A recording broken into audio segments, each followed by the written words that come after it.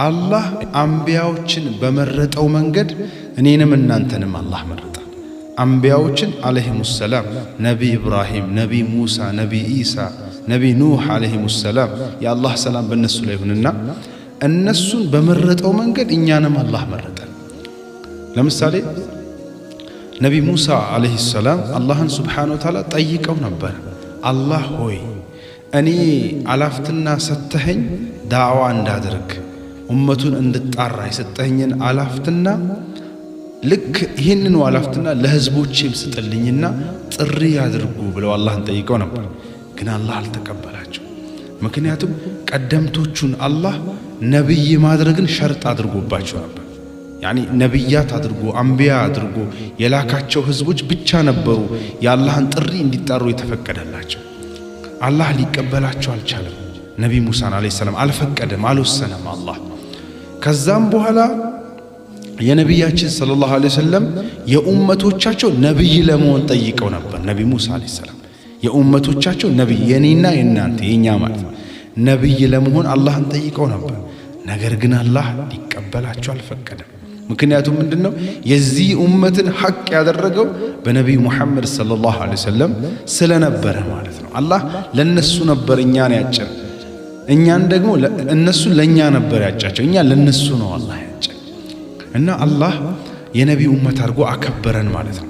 ቁርአን ላይ ለየት ያለች አናቅጽ አለች። ቁርአን ላይ አላህ የሌላ ነቢያት ህዝቦችን የማትወክል ማለት ነው እኛን የምትወክል ቁርአን አለች።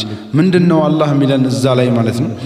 ኩንቱም ሁላችሁም ኸይሩ ኡመቲን ምርጥ ኡመቶች ናችሁ፣ ኡክረጀተ ሊናስ ለሰዎች የተላካችሁ ናችሁ። ተአምሩነ ቢልማዕሩፍ ሰዎችን በጥሩ ነገር ታዛላችሁ፣ ወተናሁን አኒል ሙንከር ከመጥፎ ነገር ደግሞ ትከለከላላችሁ ይላል አላህ ሱብሓነሁ ወተዓላ። ይሄ ቁርአን እንግዲህ ለነቢያችን ኡመት ብቻ የተሰጠ ማዕረግ ነው ማለት ነው።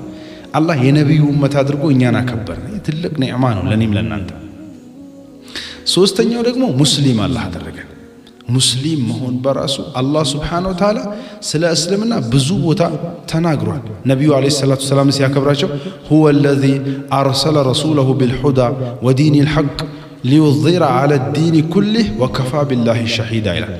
ማን ነው ያ መልእክተኛውን የላከው ቢልሁዳ ቀጥ ባለው መንገድ በተቃናው መንገድ የላከው ወዲኒል ሐቅ በሐቀኛው እምነት ላይ ትክክለኛ በሆነው ሃይማኖት ወዲኒል ሐቅ ማለት እስልምና ወዲኒል ሐቅ እስልምና።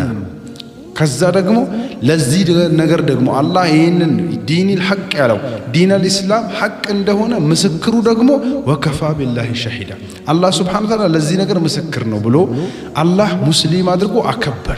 ለኛ ይሄ ትልቅ ኒዕማ ነው ማለት ነው ሙስሊም መሆናችን፣ የነቢያችን ኡመት መሆናችን። ከዛ ደግሞ ለአንቢያዎቹ የተሰጣቸው አለይሂሙስ ሰላም ያ ስራ ለኛ መሰጠቱ የትልቅ ኒዕማ ነው፣ ዳዕዋ ማድረግ ማለት ነው። እና ይህን አላህን ይወፈቀን አላህ ሱብሓነሁ ወተዓላ ወኢን ተዑዱ ኒዕመተላሂ ላ ትሕሱሃ ይላል። አላህ የሰጣችሁን ኒዕማ ብትቆጥሩ አትጨርሱትም ይላል። ብዙ ኒዕማ ውሎልናል። አንደኛው ኒዕማ ሙስሊም መሆን ነው። ሁለተኛ የነቢያችን ኡመት መሆን ነው። ሶስተኛው ነቢዩ የሰሩትን ስራ እኛ መስራታችን ነው። እንደው ትላልቅ ዑለማዎቻችን መሻይኮቻችን ምን ይላሉ? ይሄ ሰዎችን ወደ አላህ ረሕመት መጣራት አሉ የአንቢያ ስራ ነው ብቻ ማለቱ በቂ አይደለም ይላሉ። የነቢያችን የሐቢቢ ስራ ነው ይላሉ ሰለላሁ ዐለይሂ ወሰለም። የነቢዩ ስራ ነው የዳዕዋው ስራ፣ ሰዎችን በጥሩ ማዘዝ፣ ከመጥፎ መከልከል፣ ወደ መስጂድ እንዲገባ ማድረጉ፣ ቤቱ ላይ ያለውን ነገር ማስተካከሉ፣ ከሚስት ከልጆች ከቤተሰቦቹ ጋር ከአካባቢ ከጎረቤት ጋር ሙዓሸራን እንዲያቅ ማህበራዊ ኑሮ ሶሻል ላይፍ የሚባለው ነገር እንዲረዳ ማስታወስ የኛ አላፍትና አላህ አድርጎታል። ይሄ ደግሞ የትላልቆቹ የአንቢያዎቹ አለይሂሙስ ሰላም ወይም የነቢያችን የሐቢቢ ስራ ነበረ፣ ለኛ አላህ ሰጥቶናል። እንግዲህ አብዛኞቻችን ይሄ ነገር ጠፍቶብናል፣ ተዘግቶብናል። ይሄ ወደ ረሕመት የመጣራቱ ስራ የአንድ ሰው ስራ ብቻ አድርገን ይዘነዋል፣ ወይ ደግሞ በዚህ በዳዕዋው መንገድ ላይ የሚለፉ ሰዎች ብቻ ስራ አድርገን ይዘነዋል። በተለያየ ቦታ ላይ ያለን ሰዎች አላህ በሰጠን ዕውቀት ልክ አላህ በሰጠን ሰለህያ ተሰጦ ልክ ሰዎችን የማስታወስ አላፍትና በእኛ ላይ አላህ አድርጓል። ነቢዩ ዓለይሂ ሰላቱ ወሰላም ምን አሉ? ኩሉኩም ራዒ፣ ሁላችሁም እረኛ ጠባቂ ናቸው አሉ። ወኩሉኩም መስዑሉን አን ራእየቲ፣ በጠበቃችሁት ነገር ደግሞ ትጠየቃላችሁ አሉ። ለምሳሌ የአንድ ቤት ኢማም፣ አሚር፣ አላፊ ወንድ ነው፣ ባለቤት ነው ማለት ነው። የሚስቱ፣ የሴት ልጁ፣ ወንድ ልጁ፣ የቤተሰቦቹ ሙሉ አላፍትና አለበት። ያ አላፍትና ደግሞ ማብላት ማጠጣቱ ብቻ አይደለም። ማብላት ማጠጣቱ ብቻ አይደለም አላፍትና፣ የሩህ ሐቅ አለበት። ለምሳሌ ማብላት ማጠጣት ማልበሱ ወጥቶ ሰርቶ አምጥቶ ቤተሰቦችን መከደሙ ይሄ የጀሰድ ሐጃ ነው ማለት ነው። በጀሰድ ያለን ሐጃ ነው እየፈጸመ ያለው። ዋናውና ትልቁ ደግሞ የሩህ ሐጃ አለ። የሩህ ሐጃ ምንድነው? የአላህን ትልቅነት ማስተማር፣ የነቢያችንን አለይሂ ሰላቱ ወሰላም መንገድ ማሳወቅ የሁሉም ሙእሚን ሙእሚናት የሴትም የወንድም ግዴታ ነው። ለምሳሌ ኩሉኩም ራዒ የሚለው ሴት ወይም ደግሞ ሚስት ከሆነች የወንድ ማለት ነው በወለደችው ልጆቿ ላይ ተርቢያ የማድረግ ስለ እስልምና የማስተማር ስለ አላህ ትልቅነት ልቦቻቸው ላይ እንዲያነግሱ የማድረግ ግዴታ አለባት። ባልዮ ደግሞ ሚስቱን የማሳወቅ ግዴታ አለባት። በሷ ላይ ምንድነው ግዴታዋ? ፈርዱ ምንድነው? ሱናው ምንድነው? ምንድነው ጃኢዝ የሚፈቀደው ነገር ምንድነው ደግሞ የማይፈቀደው ነገር የሚለውን ባልዩ ሊያሳውቃት ይገባል። እሱ ደግሞ ስራ ብሎ ሚስትና ልጆቹን ለመከደም ሲወጣ በዱንያ ሐጃ ቤት ላይ ያለውን ነገር ደግሞ የልጆቹን ጉዳይ እሷ ያንን ማኔጅ ማድረግ መጠበቅ መቆጣጠር በሷ ላይ አላፍትና ተጥሎባታል ማለት ነው። ስለዚህ ይሄንን አላፍትና ሚስት ወይም ሴት ቤት በልጆቿ ላይ አላፍትና የተጣለባት ስራ የማን ስራ ነው? የነብያችን ስራ፣ የኸዲጃ ረዲየላሁ ዐንሃ ስራ ነው። የእናታችን አይሻ ረዲየላሁ ዐንሃ ስራ ነው። ረዲየላሁ ዐንሁም አላህ ይወደዳቸው የነሱ ስራ ነው። የተመረጡ ሰዎች ስራ ነው። የሰሃባዎቹ ስራ ነው። አላህ ይወደዳቸው። ነቢዩ አለይሂ ሰላቱ ወሰላም ስለ ሰሃቦች ሲናገሩ ምን አሉ? አስሐቢ ከንጁም አሉ። ሰሃቦቼ ከዋክብት ናቸው። ቢአይህም እቅተደይቱም እህተደይቱም፣ ማንኛቸውንም ብትከተሉ ትመራላችሁ አሉ ነቢያችን አለይሂ ሰላቱ ወሰላም። ስለዚህ እኛን አላህ የትላልቅ ሰዎችን ስራ ሰጥቶ ነው ወደ ዱንያ የላከን። በኻስያ ለየት ባለ መልኩ የነቢያችንን አለይሂ ሰላቱ ወሰላም ኡመት ማለት ነው እኔና እናንተ። ለዚህ ተደራራቢ ምስጋና አመስጉኒ ስላለ እንጂ አላህ ብናመሰግነው አይበቃውም ነበር። ምክንያቱም ነቢይ ሙሳ አለይሂ ሰላም ረቢ ሽራህ ሊ ሰድሪ ወየስር ሊ አምሪ ወህሉል ዑቅደተ ሚን ሊሳኒ ይፍቀሁ ቀውሊ ባሉ ሰዓት በምላሳቸው ላይ ሉቅነት ነበረ፣ ይኮላተፉ ነበር። ሰነሽዱ አዱደከ ቢአኺካ፣ ወንድም ሃሩንን ለአንተ ማጠናከሪያ አድርጌ እመድብልሃለሁ ባላቸው ሰዓት አላህ ነገር ግን አላህ ሱብሓነሁ ወተዓላ ሃሩን አለይሂ ሰላምን ዝም ብሎ አልነበረም ከነቢይ ሙሳ ጋር የጨመራቸው። በዛን ሰዓት ለሃሩን አላህ የምን ማዕረግ ሰጣቸው? ነቢይ የመሆንን ማዕረግ ሰጣቸው። ነቢይ ካደረገ በኋላ ነው የዳዋን እድል አላህ የሰጣቸው፣ ጥሪ የማድረግን እድል ያገኙት። ሱብሃንአላህ ተመልከቱ። እኛ ግን ነቢይ መሆን አይጠበቅብንም። አላህ ሱብሓነሁ ወተዓላ መረጥኳችሁ ይለናል ቁርአን ላይ። ተመርጣችኋል። የነቢዩ ኡመት የተመረጠ ኡመት ነው። ኡመት በመሆናችን ራሱ እድለኞች ነን እኛ። ሌላ አንድ ደግሞ ማስታወሳችሁ ነገር ምንድነው? አላህ እኔን እንኳን ችሎኛል። ወንጀል እየሰራው አላህ እኔንም እያለፈኝ ነው። ወንድሜ ላይ መቀስርበት ምንም አይነት መብት የለኝም። እሱን እንዳንረሳ ሁላችንም ማለት ነው። ምክንያቱም የእስልምና ሕግ ምንድነው? የነቢዩ ሰለላሁ ዐለይሂ ወሰለም ለየት ያለ ስራቸው፣ ሲፋቸው፣ ባህሪያቸው ምንድነው? አንድን ሰው ሄዶ ማስታወስ። አኸራ እኮ አለብህ፣ ካንተ የበላይ የፈጠረ አላህ አለብህ። ሰማይን አንጣሎ ዝናብ የሚሰጥ፣ አርዱላን ዘርግቶ ቡቃያን የሚሰጥ፣ ውስጥ ላይ ያሉ የስሜት ህዋሳቶችን በአጠቃላይ የገጣጠመልብህ የበላይ ያለብህ ሁወ ማሊከል ሙሉክ፣ የንጉሶች ሁሉ ንጉስ ነው። እሱ ማን ይባላል? አላሁ ሱብሓነሁ ወተዓላ አላህ ነው የሚባለው። የመኽሉቃቶች ሁሉ ኻሊቅ የሆነው ጌታ ያ አላህ ነው። የባሮቹን ጉዳይ መቆጣጠር ኢጃዛ ፍቃድ ያለው። እኛ ደግሞ አላህ ለኛ የሰጠን ነገር ምንድነው? ማስታወስ። ወንድማችንን፣ እህቶቻችንን፣ እናቶቻችንን ቤት ውስጥ ሴት ልጆቻችንን፣ ወንድሞቻችንን ማስታወስ ብቻ። ቁርአን ላይ አላህ ምን ይላል? ወዘኪር አስታውስ ይላል። ፈኢነ ዚክራ ያንተ ማስታወስ እኮ ተንፋውል ሙእሚኒን ለሙእሚኖች ትጠቅማቸዋለች። አሁን እንግዲህ የአላህ ህግ ነው። ወለን ተጅደ ሊሱነቲላሂ ተብዲላ፣ ለአላህ ህግ አለው ማንም ሊቀይረው የማይችለው። እንግዲህ ማስታወስ ነው የቁርአን ህግ ማለት ነው። እንጂ ጥብቅና መቆምን ላንተ ማንም አልሰጠህም ይላቸዋል አላህ ለነብያችን እንኳን አለይሂ ሰላቱ ወሰላም። ከውን ካይናቱን ለነሱ ሲል ነው አላህ የፈጠረው። ነገር ግን እነሱን እንኳን በማንም ላይ ጠበቃ የመሆንን እድል እኔ አልሰጠውህም ይላቸዋል። ጥብቅና አላህ ነው በእኛ ላይ የቆመው። የኛ ደግሞ ስራችን ምንድነው? ማስታወስ። ወንድሜ ሆይ መን ረአ ሙንከረን አሉ ነብያችን፣ ወንጀል ሲሰራ ያየ ሰው ፈልዩገይር ቢየዲ በእጁ ይቀይር አሉ። አንዳንድ ሰው በእጁ ይቀይር ሲባል በዱላ መማታት ይመስለዋል። አንድ ወንድሜ ሲያጫውተኝ ምን አለ፣ አንድ ልጅ እኮ እናቱ ቤት ላይ ቁርአን ሐፍዞ መጥቶ ዱዓ አላድርግለት ልጄ ሂፍዙ ዓለም እንዲደርስለት ብላ ቡና ፈላልታ ለዱዓ ባቀረበች ሰዓት ለልጁ ዱዓ ለማድረግ እጇን ስታነሳ የእናቱን እጇን ሰበራት አለ። ይሄ እንግዲህ ባንቺ ላይ ጠበቃ ነኝ እያለ ነው። ሱብሃንአላህ። እንደው አንድ ሐዲስ አለ ነብያችን አለይሂ ሰላቱ ወሰላም አንዲት ሴት እስልምናን ተቀበለች። በእነሱ ዘመን እስልምናን ተቀበልና እናቷ ቤት ትሄዳለች። እማዬ እኔ እኮ ሰልሜያለሁ አለቻት። ለእናቷ እማዬ እኔ ሰልሜያለሁ አለቻት። እስልምናን ተቀበልሽ? የአባቶቻችንን እምነት የካደውን ሰው እምነት የኔ ነው ብለሽ ተቀበልሽ? አዎ እኔ ሰልሜያለሁ። ስለዚህ ከዚህ በኋላ ካንቺ ጋራ ምንም ዝምድና የለኝም፣ ዝምድናን ቆርጫለሁ ትልና ቀጥታ ነብያችን ጋር ትሄዳለች አለይሂ ሰላቱ ወሰላም። ተመልከቱ፣ እናትየው ኩፍር ላይ ነች። እናቷ ኩፍር ላይ ነች። ከዛ ያንን ኩፍር እኔ አልፈልግም ከዛሬ በኋላ እስልምናን ተቀብያለሁ ብላ ዝምድናን ቆርጣን ወደ ነብዩ ሄደችው አለይሂ ሰላቱ ወሰላም። ነብያችን አለይሂ ሰላቱ ወሰላም አገኙትና ሄዳ ጠየቀቻቸው። ያ ረሱላህ አለይሂ ሰላቱ ወሰላም እርሶ ባመጡት እኮ መንገድ ላይ አምኛለሁ፣ ለዛ ሲባል ደግሞ እናቴ ጣዖት አምላኪ ስለሆነች ዝምድና እንዳለ ቆርጬ መጥቻለሁ አለቻቸው። ነቢዩ አለይሂ ሰላቱ ወሰላም እጅግ በጣም ተቆጡ። እንዴ ምን ሆነሻል? እኔ የተቆረጡ ልቦችን ልቀጥል፣ እንዲሁም የተራራቁ ሰዎችን ላቀራርብ፣ ዝምድናን ልቀጥልና ወንድም ወንድሙን እንዲያፈቅር፣ ልጆች ዝቅ ብለው እናቶቿን እንዲካደሙ፣ የሴት ልጅን ክብር ከፍ ላድርግ መጥቼ ከእናትሽ ጋር ዝምድና ቆርጠሽ ትመጫለሽ እንዴ? አንቺ ኢማን ተቀበልሽ ማለት እኮ እናትሽ ኩፍር ላይ ነች ብሎ ማለት እሷን ትታያታለሽ ማለት አይደለም። አንቺን መጥቶ ባል እስኪወስድሽ ድረስ እሷን የመንከባከብ፣ የእሷን ጸጉር የማበጠር፣ የእሷን እግር የማጠብ፣ ልብሶቿን የማጠብ የመንከባከብ ግዴታ አለብሽ ባልሽ መጥቶ እስኪወስድሽ ድረስ። ነቢያችን አለይሂ ሰላቱ ወሰላም በዚህ ልክ አንቺን ከዛ በኩፍር ባዘዘችሽ ሰዓት አሻፈረኝ በያት እንጂ ሌላ እሷን የሚያስቸግር ነገር ሁሉ የመካደም ኃላፊነት ባንቺ ላይ ነው ያለው አሉ ነቢያችን አለይሂ ሰላቱ ወሰላም።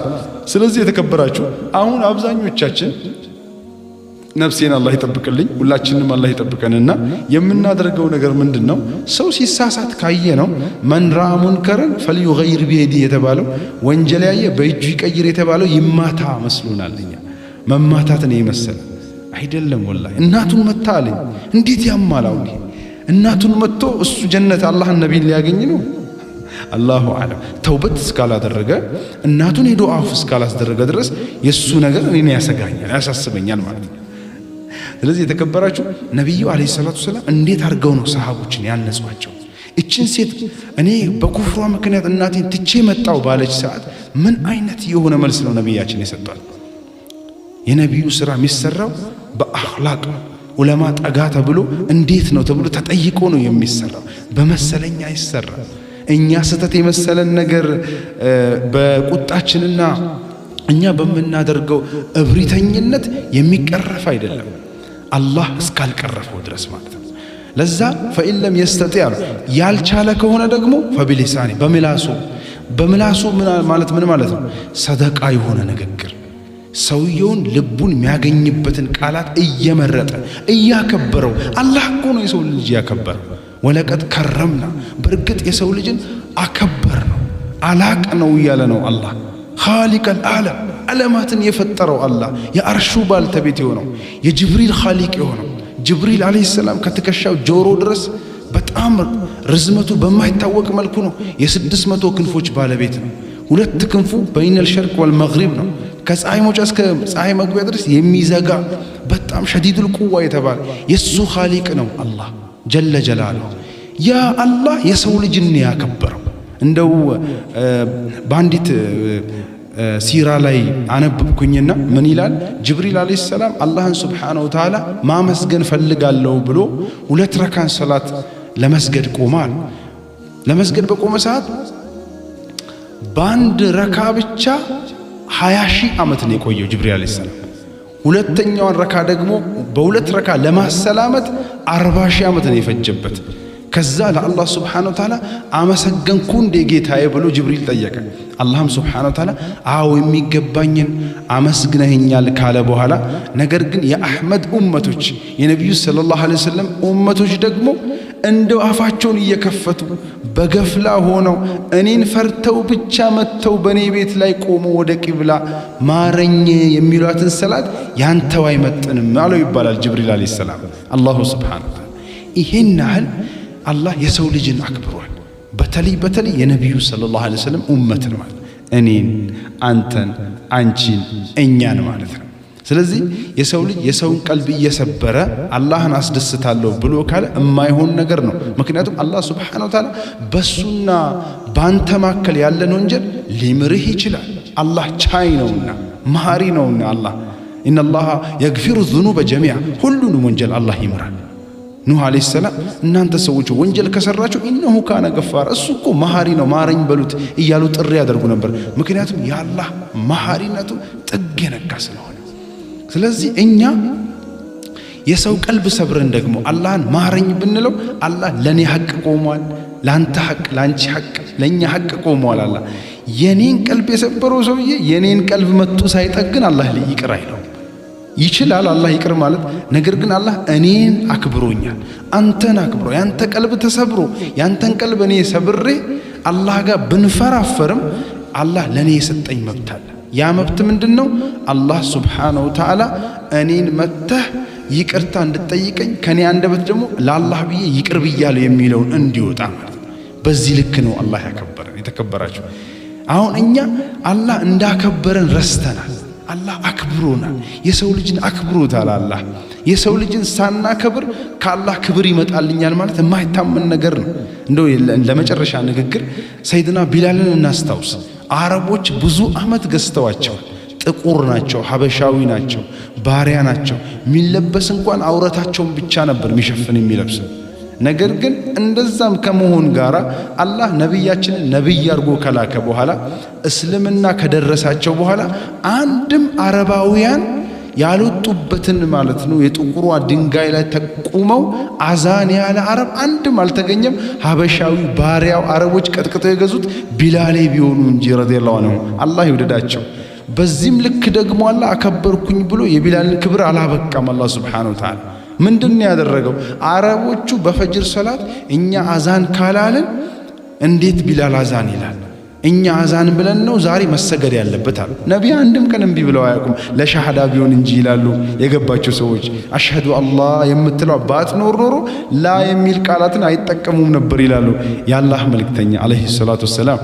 እና መርሐባ አዛን በሉ አሏቸው። አዛን ተብሎ ተሰገደ ፈጅር ሶላት። አዛን ተብሎ ከተሰገደ በኋላ ጅብሪል አለይሂ ሰላም መጣና ለነብዩ ሰለላሁ ዐለይሂ ወሰለም ምን አላቸው? ለምንድነው የፈጅር ሶላትን የማትሰግዱት ብሎ ጠየቃቸው። ነብዩ አለይሂ ሰላም ገረማቸው። ሰግደናል እኮ ያ ጅብሪል አለ። ከዛ ጅብሪል አስከትሎ ምን አለ? አላህ ሱብሓነሁ ወተዓላ በቢላል አዛን የተነሳ የእያንዳንዱን የመላኢካን ልብ በቢላል አዛን እንዲረጥብ አድርጎ የሰባቱም ሰማይ መላእክቶች ጆሮ ተክለው የቢላል አዛን እየተጠባበቁ ነው። አላህ ሱብሓነሁ ወተዓላ ሰዎች አዋርደውና አሳንሰው በሚያዩት ቢላል ላይ ለየት ያለን አምር ለየት ያለን ማዕሺያ ፍላጎት አላህ አስቀመጠና ሰባት ሰማይ ያሉ መላእክቶች ድምፁን እንዲጠብቁ በሱ ድምፅ እንዲረጋጉ አላህ አደረገ። አላህ እንዲህ ነው የሚመርጠው ከፈለገ። ከቢላል መናቅ ጋር ተያይዞ ነው ኢነ አክረመኩም ኢንደላሂ አጥቃኩም የሚለው ቁርአኑ ላይ ወረደው። እናንተ እኮ ከመካከላችሁ የተከበረው ከፍ የተደረገው ማን ነው? አጥቃኩም የፈራ ነው። ማንን ነው እሱ የፈራ? አላህ ሱብሓነሁ ወተዓላ። እኔ ደግሞ ምለው ነገር ምንድነው? አላህን የሚፈራ ሰው እንደፈለገ አይሆንም። አላህን የሚፈራ ሰው የሰው ቀልብ አይሰብርም። አላህን የሚፈራ ሰው ተቀማምጦ ሰዎችን አያማም። ሐሜት አይከሰትበትም። ሰው ተቀማምጦ ወንድሙ ሊያማ ወላሂ ጊዜ አይኖረው። አላህ ነው የሚፈራ ሰው። ስለዚህ የተከበራችሁ ሁላችንም በሐያታችን ሊመጣ የሚገባው ነገር ምንድነው? የአላህ ተቅዋ፣ የነቢዩ መሐባ፣ የሰው ልጅ ክብር ምን እንደሆነ ሰው መጀመሪያ ራሱን ማክበር አለበት። ቁርአኑን ተረድቶ አነመን እኔ ማን ነኝ ብሎ የሱን ማንነት ነው ሊያ የሚገባው። በዚህ ማንነቱ ላይ ጉድለቱን አብዛኛ ጊዜ የሚመለከት ከሆነ ከሙናፊቅነት አላህ ይጠብቀዋል ይላሉ የገባቸው መሻይኮች። ሁላችንንም አላህ ከንፍቅና ይጠብቀን። በተናገርነው ባዳመጥነው ተጠቃሚ ሰዎች አላህ ያድርገን። اللهم ربنا آتنا في الدنيا حسنة وفي الآخرة حسنة وقنا عذاب النار. اللهم يا أول الأولين ويا آخر الآخرين يا ذا القوة المتين يا راحم المساكين يا أرحم الراحمين برحمتك يا أرحم الراحمين. سلام على المرسلين والحمد لله رب العالمين. اللهم صل وسلم.